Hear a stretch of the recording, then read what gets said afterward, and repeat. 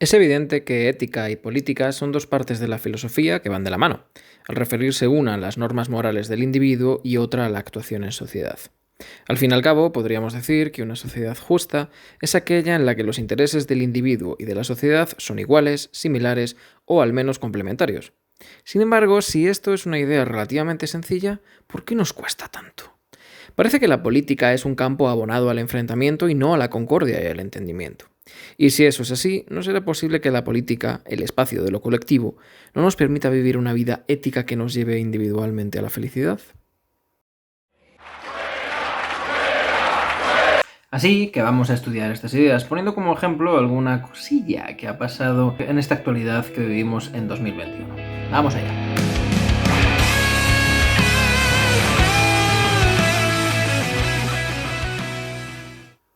...2021 ha empezado rarito.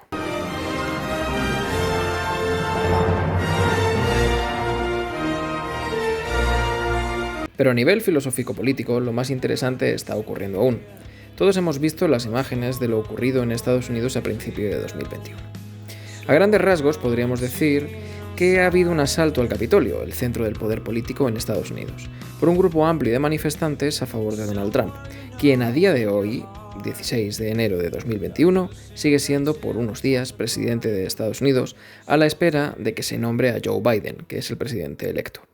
Estados Unidos es un país que ha presumido de que en sus más de 200 años de historia el traspaso de poderes se hacía de forma ordenada y ejemplar. Así que cabe preguntarnos, ¿qué ha pasado aquí? Para eso debemos hablar del concepto de la legitimidad, que es un concepto que debemos tratar en tres sentidos. Por un lado, ¿de dónde o de quién le viene el poder al que manda? En el caso de Estados Unidos, al ser una democracia representativa, el poder le corresponde a una administración que ha sido votada en unas elecciones libres. En 2016, Trump recibió la legitimidad por parte del pueblo americano, y en el 2020 el mismo pueblo americano se la ha quitado para dársela al candidato demócrata, Joe Biden. Otra dimensión de la legitimidad es la manera en la que se obtenga el poder. En este caso, elecciones democráticas. Quien gane unas elecciones obtiene la legitimidad. Sin embargo, desde antes de las elecciones, Trump colocaba dudas sobre si las elecciones este año serían válidas o no, ya que causaba de fraude continuamente. Cabe decir que todas las demandas judiciales que se han interpuesto para demostrar este sistema han fracasado. Por último, la legitimidad está en las leyes que apruebas una vez tienes el poder. ¿Puedes hacer lo que te dé la gana o hay límites? Pues bien, estas ideas han sido todas puestas en entredicho en las últimas semanas y podemos usar el ejemplo de lo que ha ocurrido para pegar una revisión a los distintos modelos históricos.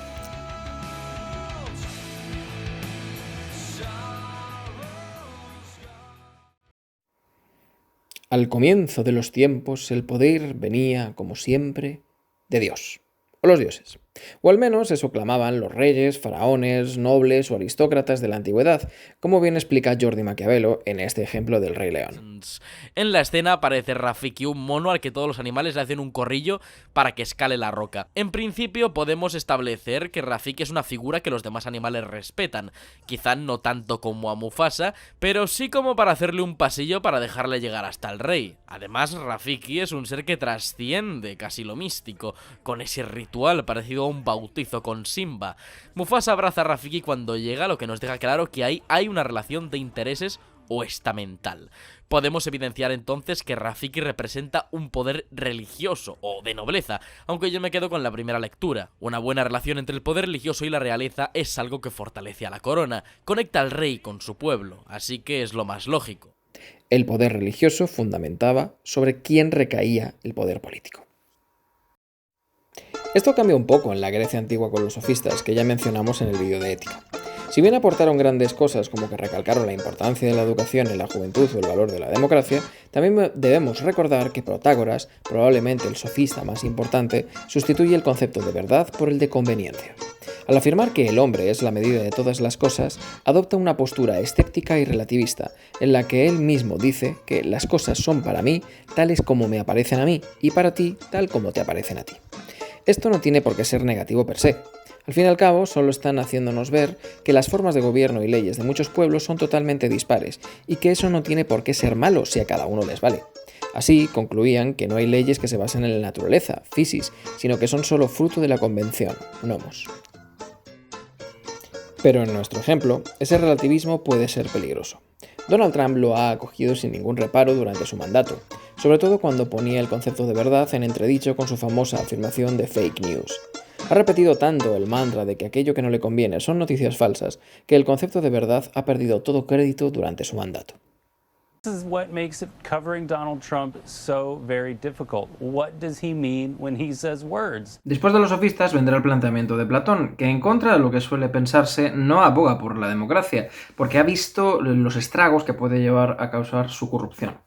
Para explicar a Platón vamos a pegarle una visita al profesor de filosofía de segundo. Podemos resumir su proyecto con las siguientes ideas. Por un lado, es necesaria la polis para poder satisfacer las necesidades individuales. Conviene que en la polis haya tres clases sociales: trabajadores, que ofrecen a la polis los recursos que necesita; militares, que ofrecen una protección exterior e interior; y luego gobernantes, que ejercen el poder político.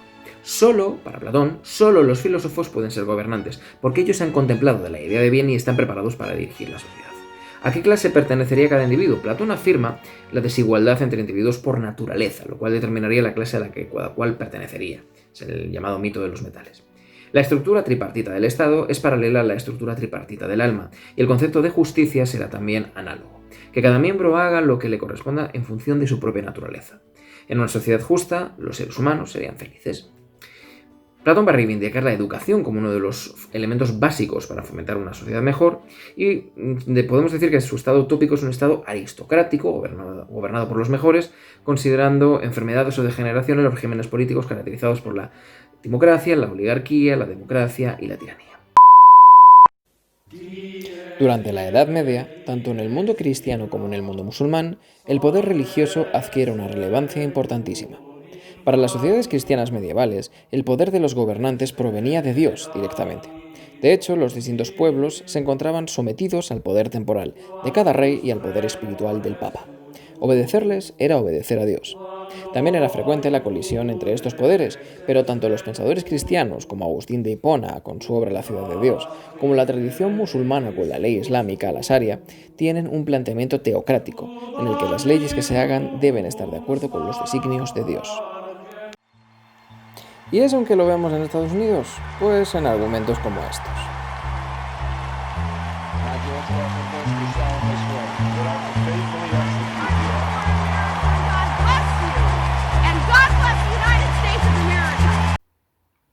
Y según llega la edad moderna, las sociedades van cambiando, eso ya lo sabéis todos. En este momento es conveniente que nos fijemos en 4 elementos, 4 puntos. El realismo político, el contrato social, la separación de poderes y la paz perpetua kantiana. Vamos con ello. Por un lado, debemos comentar la figura de Nicolás Maquiavelo, un ciudadano florentino que vivió a caballo entre los siglos XV y XVI. A Maquiavelo y a su obra El Príncipe se les asocia con la frase «el fin justifica los medios», si bien en toda su obra no encontramos esa frase, aunque el significado general de su planteamiento sea ese. Más bien, era una anotación que Napoleón hizo a su propia copia de El Príncipe. En cualquier caso, en su corpus, Maquiavelo plantea un realismo político, en el que asume que las personas dentro de la sociedad se comportarán con maldad, por lo que el buen gobernante debe asumir que, para mantener la paz y el orden social, deberá dejar la moral para el ámbito privado y usar todos aquellos medios que considere necesarios para que el bien común prevalezca. Por lo tanto, solo con la fuerza, la coacción e incluso la violencia cuando sea necesaria podrá ser un buen gobernante, aunque también deberá halagar al pueblo para poder manejarlo mejor. Es un todo vale, que hemos visto en muchas ocasiones como un argumento, aunque en realidad es una falacia de campeonato. Siguiendo con nuestro ejemplo estadounidense, si queréis ver un ejemplo perfecto de cómo esto ha podido funcionar en Estados Unidos, os recomiendo encarecidamente la película The Post, de Steven Spielberg, que si bien no trata la administración Trump, trata de una situación similar hasta cierto punto con la administración Nixon. A ver, si es que nos ponemos a ver los presidentes norteamericanos y pocos tienen un pase. Algo más tarde, alrededor del siglo XVIII, surgirán las teorías contractualistas y los llamados pactos sociales. Como bien sabéis, surgen con el ascenso de la burguesía y son ficciones metodológicas que pretenden explicar cómo ha de organizarse una sociedad. Estas teorías mantienen que el individuo en un principio vive en el estado de la naturaleza, donde se encuentra aislado de los demás. La vida en este estado de la naturaleza posee ventajas e inconvenientes, y para paliar esos inconvenientes se da origen a un pacto o contrato, en el que se establecen las reglas que regulan la posterior vida de la que nacerá esta sociedad. El individuo, por lo tanto, es anterior a la sociedad y ésta está al servicio del individuo. La sociedad tiene que estar organizada de manera que consiga eliminar los inconvenientes y aumentar las ventajas. Valiéndose de esta teoría del contrato social, filósofos como Hobbes, Locke o Rousseau plantearon diferentes modelos teóricos. Voy a dejar que esto os lo explique el profesor de Literatura Universal de primero. Una de las grandes discusiones de la filosofía es si la naturaleza del ser humano, la naturaleza intrínseca, es bondadosa o egoísta. Si bien ha sido una pregunta que nos hemos hecho desde los albores mismos de la filosofía, no hay dos respuestas más célebres que las que dieron los filósofos Jean-Jacques Rousseau y Thomas Hobbes, como bien podéis ver en este meme.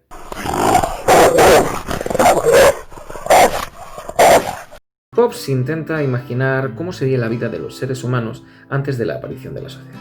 Apelando a una concepción totalmente pesimista del ser humano, que según Hobbes es un ser dominado por sus pasiones, establece que el estado de naturaleza se caracteriza por la precariedad y la violencia, pues no existiendo ley ni autoridad, nada llega a ser justo ni injusto, ya que todos tienen de alguna manera derecho a todo.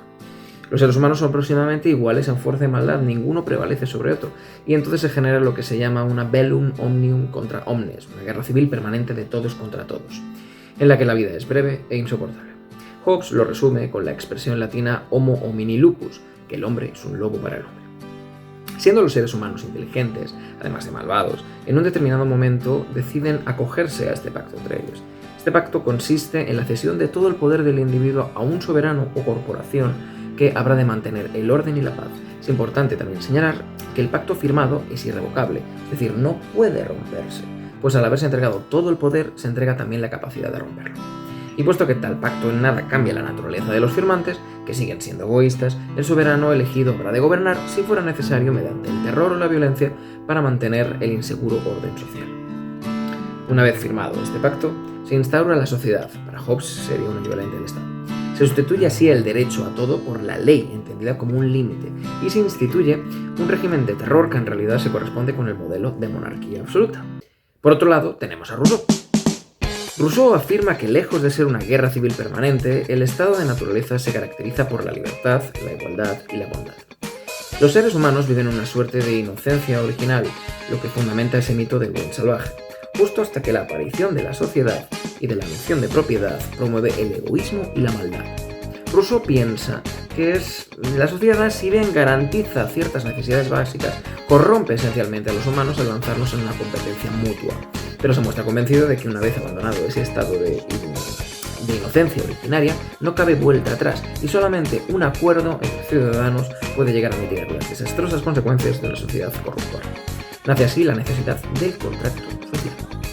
El contrato social rousseauiano consiste en la eliminación de los egoísmos individualistas mediante la sumisión de cada ciudadano a la voluntad general, unánime y asamblearia. El modelo político propuesto por Rousseau entonces sería una democracia directa o al menos asamblearia. En resumen, podemos dejar que esto se os quede con las frases más importantes de cada uno de los contractualistas.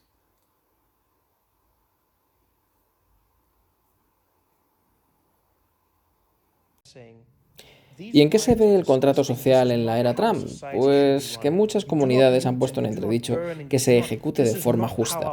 Aquí tenéis las reflexiones de Trevor Noah, un periodista norteamericano, sobre los altercados provocados por el movimiento Black Lives Matter. Society. What is society? And fundamentally, when you boil it down, society is a contract. It's a contract that we sign as human beings amongst each other. We sign a contract with each other as people, whether it's spoken or unspoken, and we say, amongst this group of us, we agree in common rules, common ideals, and common practices that are going to define us as a group. That's what I think a society is. It's a contract. And as with most contracts, the contract is only as strong as the people who are abiding by it. But if you think of being a black person in America who is living in Minneapolis or Minnesota or any place where you're not having a good time, ask yourself this question when you watch those people. What vested interest do they have in maintaining the contract? Why don't we all loot? Why doesn't everybody take? Because we've agreed on things. There are so many people who are starving out there. There's so many people who don't have. There are people who are destitute. There are people who, when the virus hit and they don't have a second paycheck, already broke, which is insane, but that's the reality. But still, think about how many people who don't have, the have-nots, say, you know what, I'm still going to play by the rules even though I have nothing because I still wish for this society to work and exist. And then some members of that society, namely Black American people, watch time and time again how the contract that they have signed with society is not being honored by the society that has forced them to sign it with them. El siguiente concepto que debemos afrontar es el de la separación de poderes. En una sociedad en la que el poder emana de la voluntad popular y no de los gobernantes absolutos, gente como John Locke primero o Montesquieu después abogan por una división de poderes, siendo distintas instituciones las encargadas de usar estos poderes, a la sazón legislativo, ejecutivo y judicial. Así, según Locke, el Estado apenas intervendrá en la vida de los ciudadanos y podrán ser plenamente libres, mientras que Montesquieu pone énfasis en que los tres poderes se limiten y se vigilen los unos a los otros. Podemos decir que gracias a la división de poderes, Estados Unidos no ha colapsado como Estado, puesto que las instituciones judiciales han rechazado todas y cada una de las acusaciones de fraude electoral. Sin embargo, muchas veces el Ejecutivo ha presionado al Poder Judicial, como hemos visto en casos como el de las sillas del Tribunal Supremo. Y el cuarto concepto de la época de la Ilustración es el de la paz perpetua kantiana. Para Kant, si la paz puede llegar algún día a los hombres, será a partir del derecho y de organismos internacionales creados a tal efecto. Kant se adelanta a la construcción de organizaciones supranacionales que se crearon después de la Segunda Guerra Mundial, como la ONU, la OTAN, la Unión Europea, etc. Kant razonaba que la Tierra es un espacio cerrado y que aunque veamos fronteras políticas, lingüísticas y culturales, será imposible llegar a la paz si no llegamos a una unión universal de países, a un cuerpo político multinacional, civitas gentium, que venga de estados de derecho demoliberales y representativos. Sin embargo, con gente como Trump, que se ha salido de acuerdos históricos, ha puesto en entredicho la OMS durante la pandemia y ha amenazado con entrar en guerra con Corea del Norte, ¿qué podemos esperar? Curiosamente, no se ha metido en guerras a escala internacional como se hicieron sus dos predecesores, por ejemplo. Y llegamos al mundo contemporáneo en este que vivimos. Y aquí tenemos que ver unas cuantas cosas más que nos ayudan a explicar cómo somos y cómo estamos. Continuemos. A partir de la Revolución Industrial se afianza el capitalismo como sistema económico, generando una situación de cambio social. Hay una enorme separación entre el trabajador, que dispone solamente de su trabajo, y el capitalista o patrón, que es dueño de los capitales. Aparecen en este contexto filósofos como John Stuart Mill, un utilitarista de la escuela de Bentham, cuyo pensamiento político está entre el socialismo y el liberalismo. Para Mill, la libertad es la única fuente de mejoras. Sin embargo, esa libertad debe estar pensada no solo desde el punto de vista individual, sino también del social. Hay que buscar no solo la felicidad propia, sino la de la humanidad, ya que eso es lo más útil para todos. Y deben respetarse a las minorías para evitar que sufran el abuso de las mayorías. A la vez, el individuo también debe proteger su libertad de los posibles abusos de la comunidad, porque el desarrollo de la individualidad es uno de los principales ingredientes de la felicidad humana, y casi el ingrediente principal del progreso individual o social. En el espectro político, aboga por la democracia representativa. Los individuos eligen a sus representantes y por medio de ellos se dan a sí mismos las leyes que han de regirles en busca del bien común.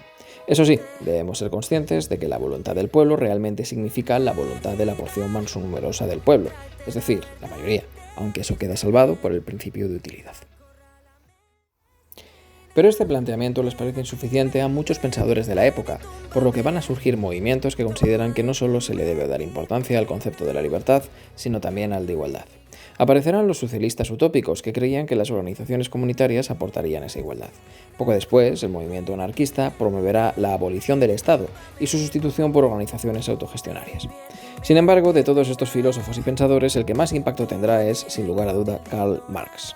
Marx estudia la historia de la humanidad y concluye que la economía ha alienado al ser humano, y eso ha provocado una superestructura en la que todas las instituciones contribuyen a la justificación ideológica de la explotación del ser humano por el ser humano. Económicamente, esto se explica de esta manera. El capitalismo ha provocado que el dueño de los medios de producción se apropie del beneficio del producto del trabajo, tratando la fuerza del trabajo del asalariado como mercancía cuyo valor de uso es producir valor de cambio, y la compra por un valor distinto e inferior al del valor de las mercancías que produce en el tiempo de trabajo. Traducido, el dueño de las fábricas se queda con los beneficios de la plusvalía del trabajo que hace el obrero, lo que hace que los patrones sean cada vez más ricos. Para solucionar esta situación, Marx propone la revolución socialista, la primera revolución de las mayorías, ya que para él las revoluciones previas eran de minorías en provecho de minorías, es decir, de burgueses. El proletariado llevará a cabo esta revolución como una conciencia de clase universal, la de aquellos que han sido privados de todo. Una vez triunfe la revolución, se aboliría la propiedad privada, supresión que acarrearía la abolición de las clases y la desaparición de las alienaciones, y por lo tanto del Estado. Esta llamada a la acción del pensamiento filosófico hace que Marx probablemente sea el filósofo más influyente de la contemporaneidad, ya que, aunque con múltiples fallos y corrupciones, sus teorías han sido llevadas a la práctica durante el siglo XX. ¿Y esto cómo se refleja en Estados Unidos? Probablemente sea el estado más liberal que hay, con unos planteamientos parecidos a los de John Stuart Mill y alejadísimos de Marx. Aunque, por supuesto, el fantasma del marxismo ha sido agitado por Trump contra su rival demócrata, Joe Biden. En serio, no hay por dónde cogerlo. Por último, ya en el siglo XX tenemos los pensamientos del racionalismo crítico de Karl Popper y el consenso dialógico de Jürgen Habermas y la Escuela de Frankfurt. Para Popper, el terreno de la reflexión social debe ser como el de la ciencia. Se establecen verdades de modo provisional, expuestas a ser falsadas. Hay que plantear leyes y crear instituciones que aporten libertad y progreso, y promover reformas que mejoren las que ya existen. Hay que realizar propuestas racionales provisionales, sometidas al desarrollo de los acontecimientos, y por ello críticas. En un inciso, decir que Popper es también el que habla de la famosa paradoja de la tolerancia, que os dejo por aquí, para que le deis una vuelta, ya que muchas veces se malinterpreta y es un punto interesante.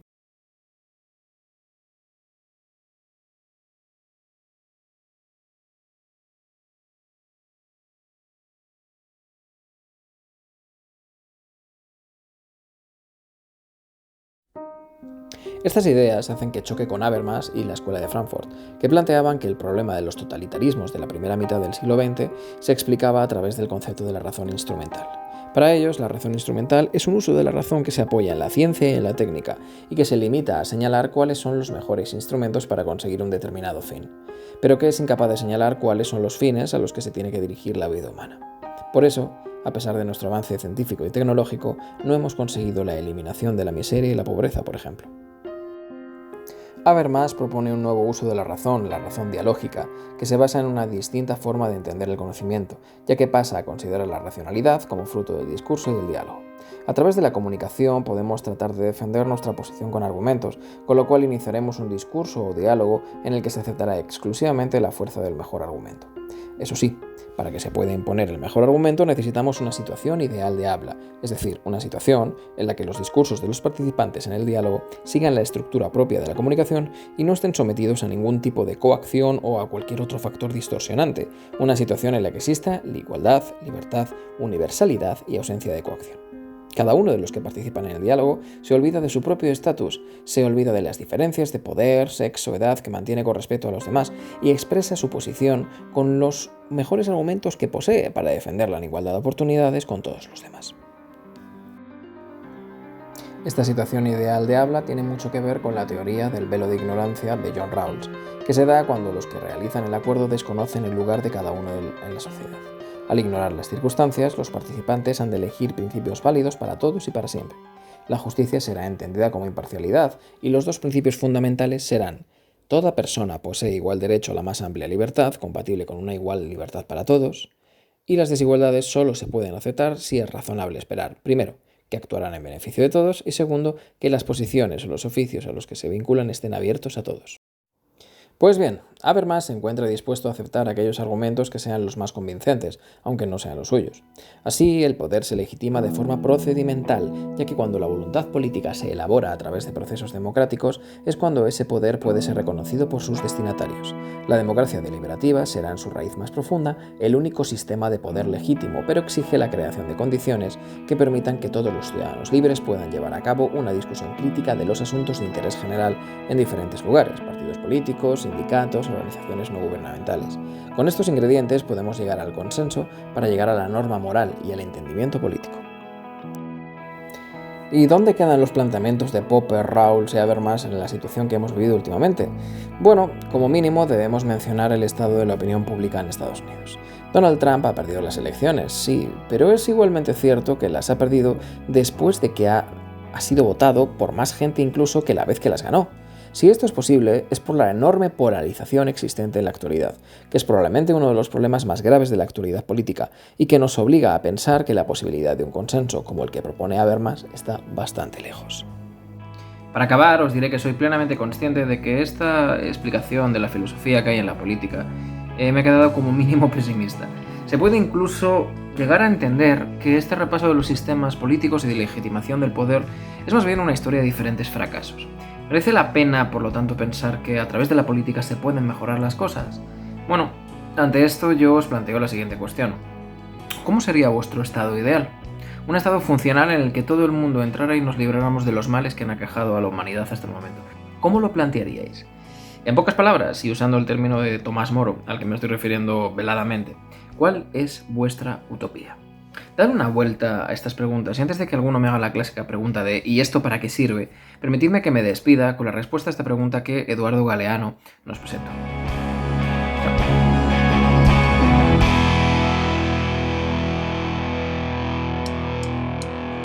Voy a leer unas palabritas que tienen que ver con el derecho de soñar, con el derecho al delirio, a partir de algo que me ocurrió en Cartagena de Indias, hace ya algún tiempo, cuando estaba en la universidad dando una charla junto con un gran amigo, un director de cine argentino, Fernando Birri.